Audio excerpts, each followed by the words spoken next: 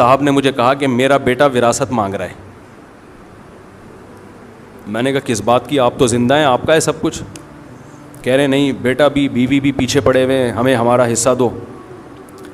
آپ کو پتہ ہے میں الٹے مشورے دینے میں ماہر آدمی ہوں. مجھ سے مشورہ لینے سے پہلے سوچا کرو, حقیقت بتا رہا ہوں.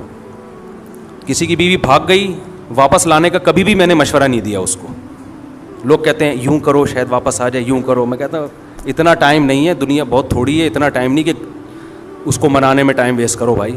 ہاں آپ کی غلطی ہے پھر مناؤ, معذرت بھی کرو. آپ کی غلطی نہیں ہے, آپ پورے حقوق ادا کر رہے تھے, بھاگ گئی, مٹی پاؤ. اتنا ٹائم نہیں ہے منا کے, تھوڑی ہے یار, زندگی بہت تھوڑی ہے, تجربوں کی بھیٹ تھوڑی چڑھانا ہے اس کو.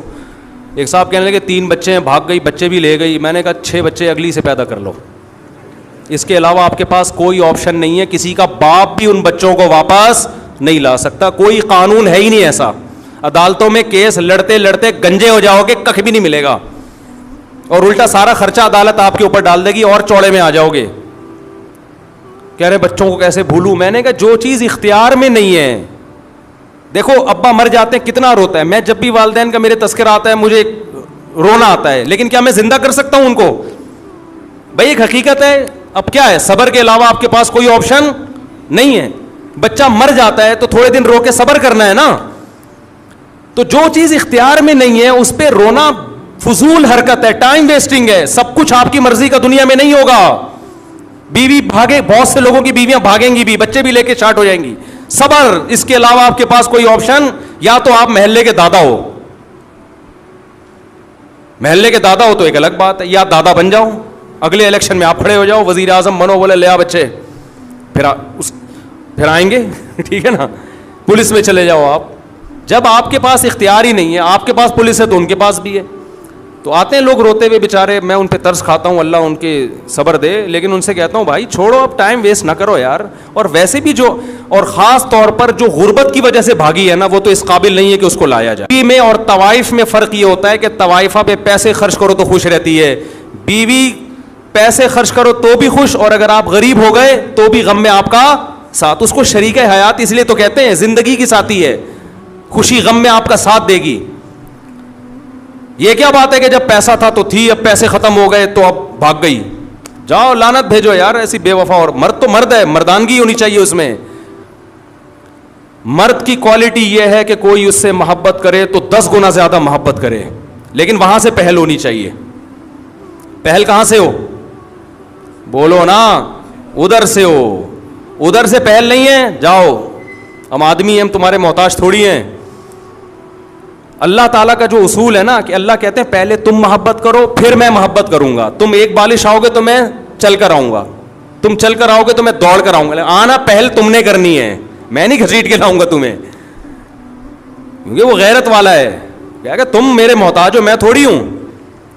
تو ہم الٹے الٹے مشورے دینے میں ماہر ہیں. عورتوں کو بھی اسے ٹیڑے ویڑے مشورے دیتا ہوں. عورتیں کہتی ہیں شوہر نان نفقہ نہیں اٹھا رہا, ایک دھیلا نہیں دیتا, محبت کی باتیں بہت کرتا ہے. میں نے کہا لعنت بھیجو ایسی محبت پہ. بھئی کیا کرنا ہے ایسی محبت کا؟ ایک خاتون نے کہا میرا شوہر میرے ساتھ بہت سینسیئر ہے. میں نے کہا شاید روزانہ پیزے کھلاتا ہوگا, کہ نہیں خرچہ ایک پائی نہیں دیتا.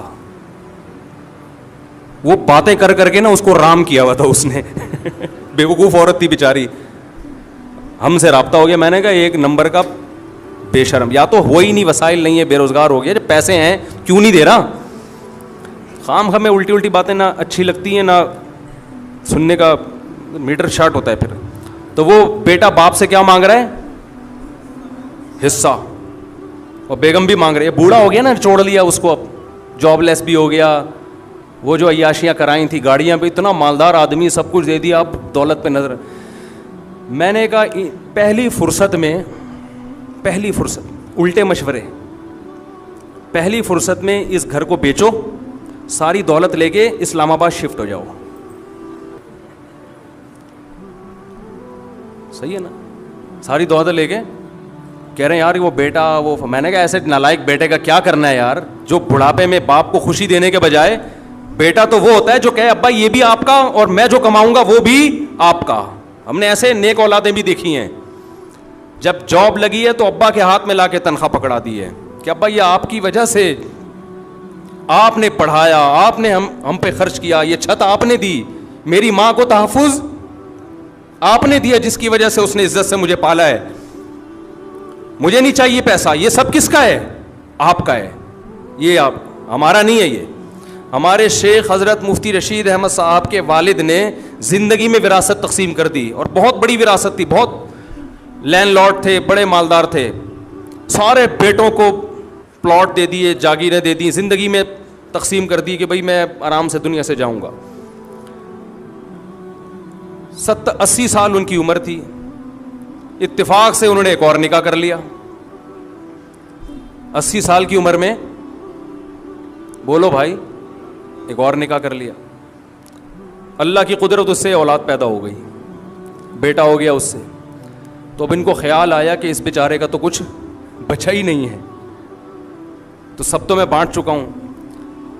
تو سب بیٹوں کو بیٹیوں کو بلایا کہ بھئی دیکھو, میں دوبارہ سے تقسیم کرنا چاہتا ہوں, جس جس کو میں نے ہینڈ اوور کیا ہے اپنی خوشی سے مجھے جو جو واپس کرنا چاہے.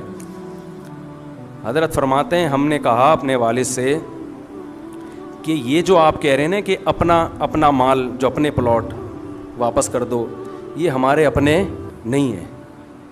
فرمایا ہمیں اس کو اپنا کہتے ہوئے شرم آ رہی ہے, ہمارا تو ایک قطرہ نہیں, ایک پیسہ ہم اس زمین پہ خرچ نہیں, یہ تو سب آپ کا ہے. دیکھو شرعی لحاظ سے تو بیٹے مالک بن گئے تھے, لیکن اخلاقیات بھی کوئی چیز ہوتی ہے نا. مالک بنایا تو آپ نے, ہمارا کہاں سے ہو گیا؟ حضرت فرماتے ہیں یہ تو ہمیں والد صاحب کے منہ سے یہ جملہ بہت برا لگ رہا تھا کہ یہ ہمارا کیوں کہہ رہے ہیں, یہ بولیں لاؤ میرے پلاٹ واپس کرو. جو غیرت مند اولادیں ہوتی ہیں ان کا ایٹیٹیوڈ یہ ہوتا ہے کہ باپ نے جو چیز دے دی اس کو بھی باپ کا مال سمجھ رہے ہیں, اپنا نہیں سمجھ رہے. جو بے شرم اولادیں ہوتی ہیں وہ باپ سے ان حصہ مانگ رہی ہوتی ہیں. ایک دھیلا تمہارا خرچ نہیں ہوا اس کو خریدنے میں, سارا تمہارے باپ نے دیا, تم کیسے مانگ رہے ہو؟ نبی نے کیا فرمایا؟ انت و مالک لی ابیکا, فرمایا تو اور تیرا مال تیرے باپ کا ہے. زندگی میں اولاد جو کما رہی ہے وہ باپ کو لا کے دے. باپ پھر وہ کہے کہ نہیں بھائی یہ تم کما رہے ہو تو تم خود رکھو اپنے پاس.